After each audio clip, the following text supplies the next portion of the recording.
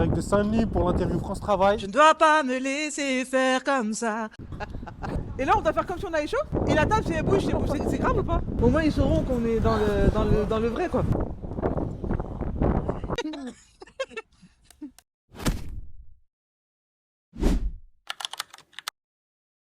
Salut Laurie, Salut! tu vas bien? Oui, ça va. Bon, super, merci de nous accueillir ici, sur ton territoire, donc Saint-Denis, Aubervilliers. Donc on est ici sur ce 4e épisode donc, de la mise en lumière de nos partenaires, dont France Travail. Oui. Ça fait à peu près 1 an et demi qu'on se connaît. Ça fait 1 an et demi qu'on collabore ensemble sur pas mal de projets et d'orientation de public notamment. Et donc on a choisi cet endroit-là, le Stade de France, parce que c'est un monument un peu star de notre département. Donc merci déjà de nous rejoindre sur cet épisode. Merci à vous de m'avoir invité. Avec plaisir, avec plaisir. Donc du coup, est-ce que tu peux te présenter déjà en quelques mots? Alors déjà, donc, je m'appelle Laurie, Laurie Festin. Je suis conseillère au France Travail d'Aubervilliers, Oui. nouvellement. Avant, je travaillais à La Courneuve. Et depuis le mois de décembre, je suis conseillère à France Travail Pro. Donc on l'appelait aussi le service entreprise. D'accord, ok.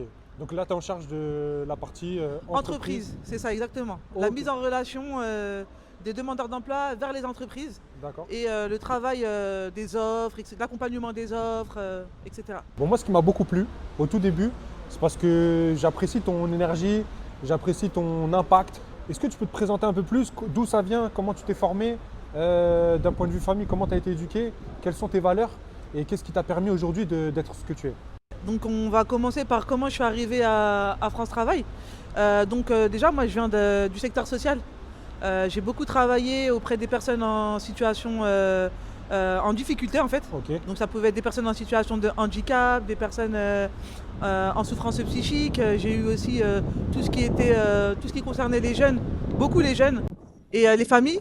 Voilà. J'ai également fait un diplôme dans la communication au moment du Covid. J'étais justement dans le social, Ok. voilà. Et après, j'ai eu un peu envie de changer.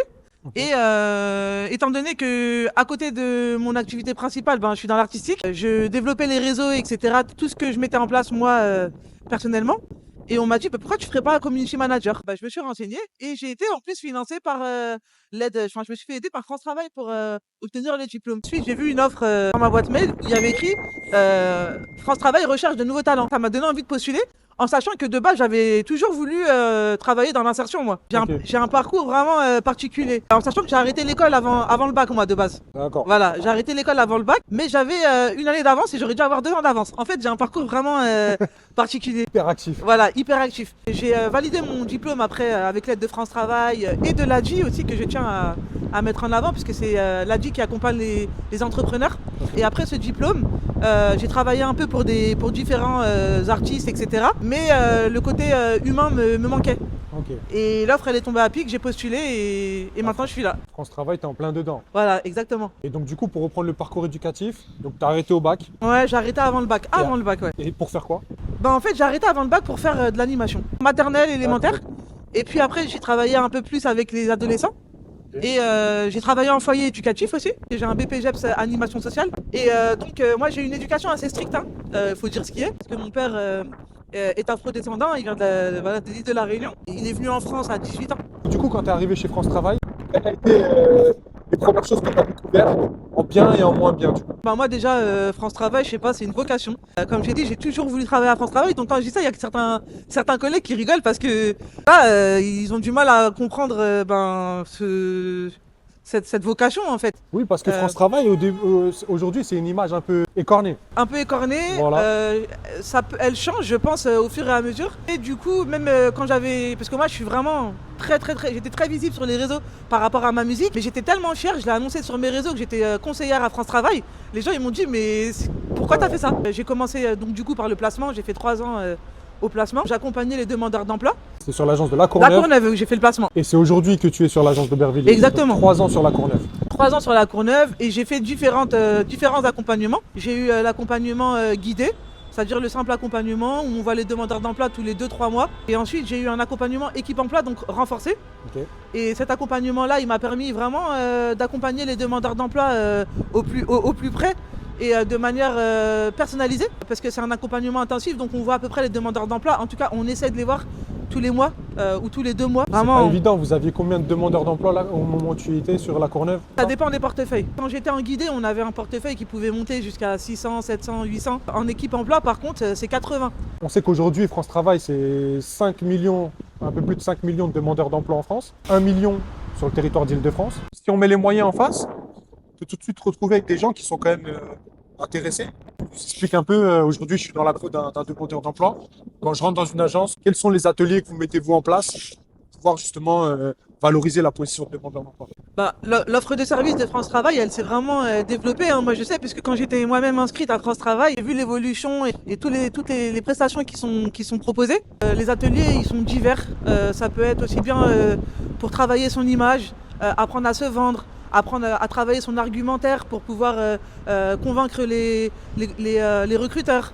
Ça peut être des ateliers CV, de faire participer l'usager à la confection de son CV, de comprendre un petit peu ce qu'on attend de lui ou ce que le recruteur attend de lui. Il y a divers ateliers, il y a une offre de service très développée. Et quels sont les plus gros freins que peuvent rencontrer aujourd'hui les demandeurs d'emploi? Ça peut varier, ça peut être lié au logement. Pas mal de personnes qui sont quand même sans domicile fixe, inscrites à France Travail, il y en a quand même. Il y a aussi les mères, les mamans et les papas, les parents isolés en fait. Vous en tenez compte au moment justement de l'orientation, du conseil? Ah oui, parce qu'en fait, elles ont des horaires à respecter par rapport à aller chercher leurs enfants à l'école, les déposer. Il y a des aides qui sont mises en place aussi pour la garde d'enfants. Mais après, c'est du cas par cas et il faut aussi qu'il y ait un lien de confiance pour qu'on puisse exactement savoir ce qu'il faut travailler du début à la fin. Et côté entreprise, aujourd'hui, quelles sont les actions que vous mettez en place justement pour faire matcher les demandeurs d'emploi avec les demandes localement? Moi, le service entreprise, donc c'est nouveau pour moi. J'ai été super bien intégré par mon équipe, que je remercie d'ailleurs. Ce qui fait que ça fonctionne assez bien quand même, le service entreprise à Aubervilliers, c'est qu'on leur propose aussi des recrutements. Ça peut être du recrutement en agence, ça peut être tout ce qui concerne les immersions. Les immersions que tu connais. Après, ça peut être aussi tout ce qui va concerner l'accompagnement des offres des recruteurs. On va faire de la présélection, on va vraiment veiller à ce que les critères des entreprises soient respectés et donc qu'on puisse vraiment trouver les candidats qui puissent correspondre. On a aussi des aides à l'embauche, des aides à la formation, comme la POI, donc la préparation opérationnelle à l'emploi individuel et qui peut être aussi faite de manière collective. Mais ça, c'est vraiment un moyen de pouvoir rendre opérationnel une personne à qui il manque quelques compétences pour un poste et l'embaucher par la suite. Mais aujourd'hui, est-ce que par exemple les entreprises locales, toi qui démarres effectivement sur ce poste-là, est-ce que tu rencontres aujourd'hui des entreprises qui recrutent et qui justement sont bien en connaissance de tout ça ou pas du tout? Alors, il y a des entreprises qui connaissent, avec qui les collègues ont une relation privilégiée, hein, Oui. comme la RATP, comme Atalian. Mais on va aussi à la rencontre des entreprises et on fait de la prospection. Vous allez sur le terrain, On va sur le terrain, rencontrer les voilà. gens. Exactement. Et le but, c'est de leur faire part des offres, de l'offre de services, de l'accompagnement possible. Et surtout, parfois de les rabibocher avec l'image de France Travail.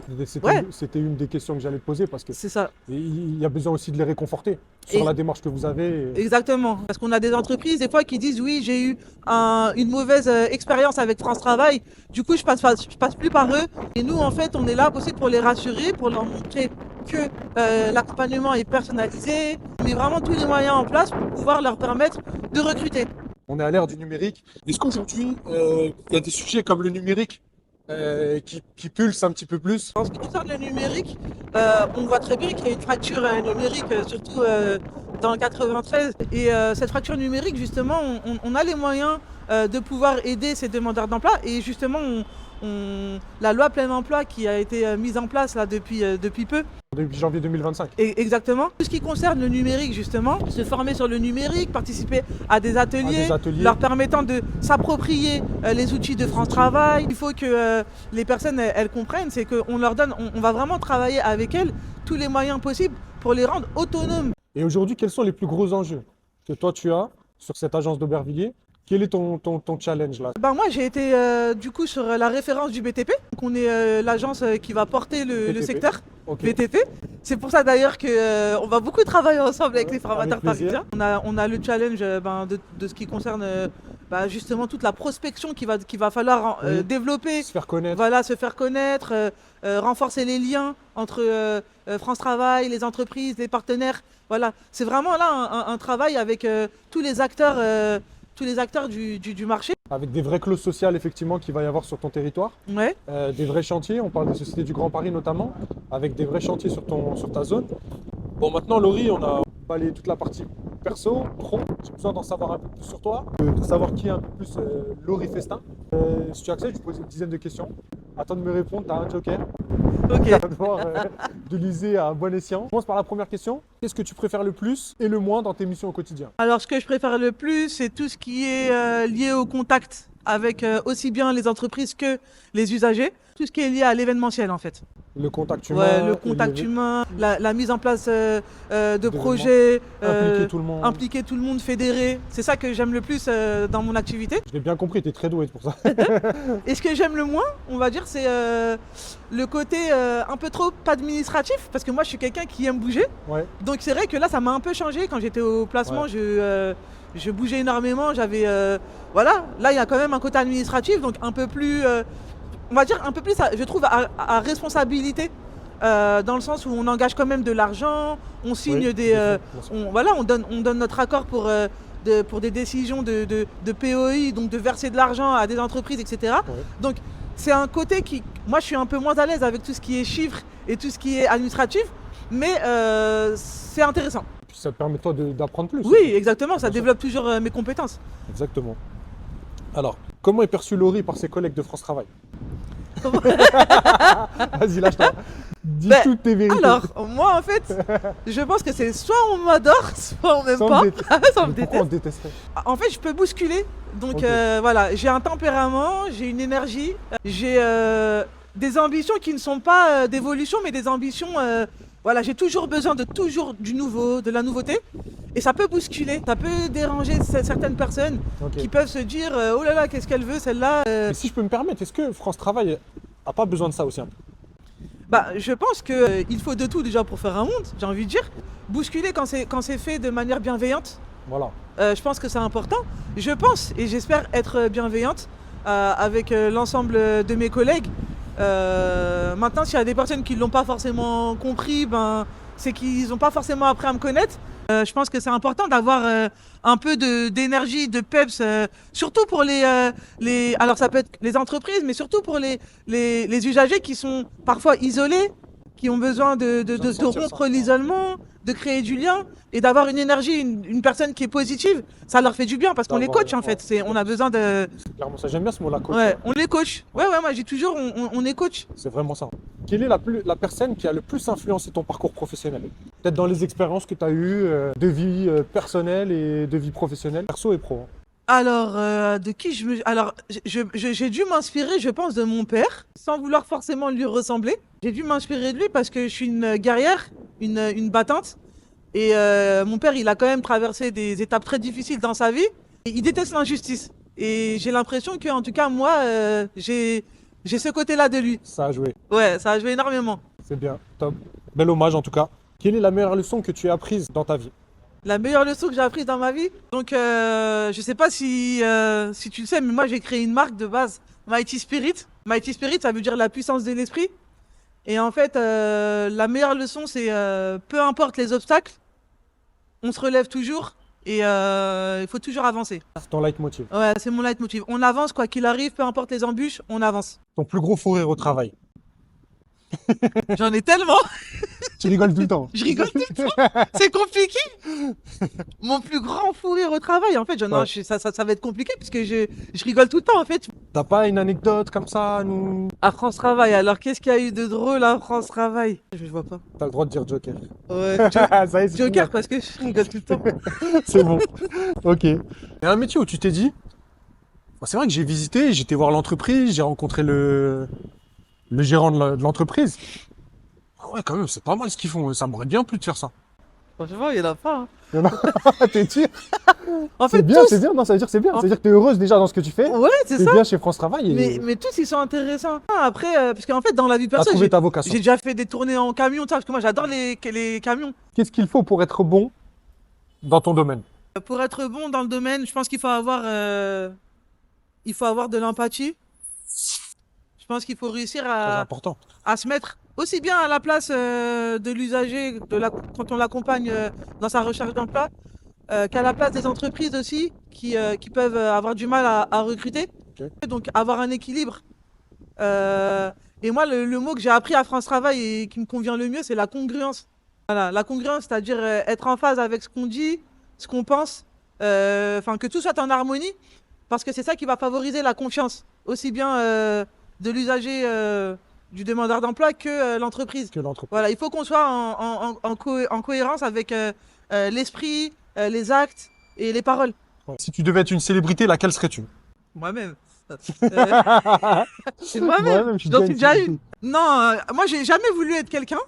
Mais par contre, la célébrité que j'apprécie le plus, c'est un chanteur allemand. Ok. Juste parce que j'aime sa musique en fait. Mais sinon, j'ai pas. C'est Patrice. Donc vous ferez une petite recherche sur lui. Patrice, Présente-le, je sais pas qui est Patrice. Patrice c'est un artiste sierra-léonais allemand. Et en fait, il est beaucoup en soum-soum, comme on dit, c'est-à-dire qu'il est beaucoup dans l'underground. C'est lui qui était marié avec Ayo, une chanteuse connue. C'est lui qui a écrit plein de textes. C'est lui qui a fait découvrir chez La Chou.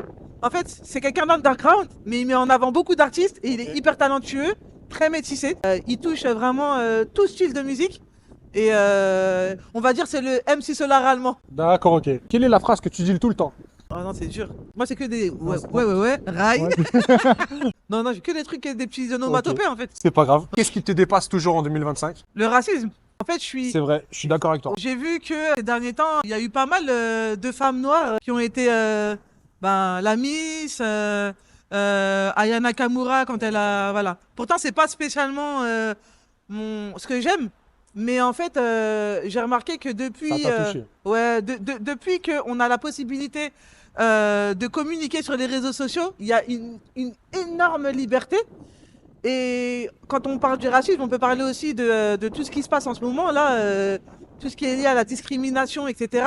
Je trouve que c'est libre, on est libre, on peut dire tout ce qu'on veut sur les Ouais. réseaux. Et C'est trop. ouais, et puis c'est pas bloqué. Enfin voilà, je trouve que je sais pas si ça se développe, mais en tout cas c'est beaucoup plus. On a une certaine liberté de pouvoir dire les choses qui étaient beaucoup plus censurées avant, je Oui. trouve. Est-ce que tu as un surnom? Un surnom? Bah avant on m'appelait bonhomme. On me dit c'est un Ouais. homme qui l'a. C'est parce que mon manager, c'est Ils abusent. mon papounet de cœur à qui je fais un gros bisou. Il me dit c'est un homme qui l'a dans sa langue.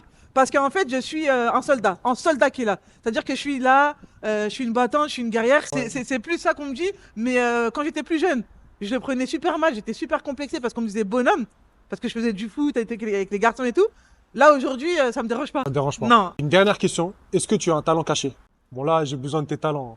Alors vas-y, lâche-toi. Talent caché, Bon, moi j'en ai un. j'en ai plein, moi. Je suis chanteuse, je suis une ancienne footballeuse. Non, non, non, non, moi je veux de la chanson, moi. La chanson? Il faut que je chante là? Obligé. Ah Une petite chanson. Laquelle? Celle que tu veux. Non, non, non, non, non, non, je ne dois pas me laisser faire comme ça. Je dois absolument faire un choix. Je me sens retomber au plus bas. Il faut vraiment que je prenne sur moi. Je veux avancer. Trop marre de souffrir, trop de laisser aller. Je dois réagir. J'ai tellement lutté, tellement trimé. Trop de souffrance, d'espérance, je prends conscience que quoi que je fasse, il y aura des impasses. Il faut que je parvienne à trouver ma place. Waouh. Bravo. Merci. Franchement, bravo. Avancer. Ah ouais, mais bien, bien, bien. Franchement, je suis impressionné. Ah, Ouais, merci. bravo, bravo Laurie. merci. Voilà. Bah, ça sera le mot de la fin. Ça a été un vrai plaisir de t'interviewer, de nous présenter France Travail, de voir quelle dynamique aujourd'hui il y avait chez France Travail pour pouvoir justement accompagner les demandeurs d'emploi actuels. Merci. Merci d'avoir répondu à notre interview, mise en lumière de nos partenaires. Je vais te laisser le mot de la fin. Ok. C'est important. Déjà, je remercie les formateurs parisiens pour cette interview. Vous êtes un de mes coups de cœur depuis que je travaille Nous aussi. à France Travail. C'est partagé. Vraiment avec Protective Security parce qu'il y a Victor Kim à qui je travaille pas de souci. énormément. Je remercie l'ensemble des personnes qui m'accompagnent au quotidien, toute mon équipe France Travail Pro Je remercie l'agence de la Courneuve qui m'a formée et qui m'a rendu aujourd'hui aussi sereine dans mes baskets et dans ma tête. Vraiment, je remercie l'agence de Bervilliers parce que le travail commence et j'espère que... Commence à porter ses fruits. Voilà, Je croise les doigts pour toi. c'est ça. J'espère que vous irez loin et que vous serez de plus en plus sollicité. On Et n'hésitera pas. surtout, j'invite les usagers à ne pas lâcher, quoi qu'il arrive. Un échec, 2 échecs, 3 échecs, fait avancer. Et le but, c'est de toujours progresser et ça finira par payer. Parfait. Merci beaucoup. Merci, Merci. Laurie. Merci pour ta venue. Et au plaisir de recollaborer avec toi rapidement. Pareil, Merci. également. Ciao.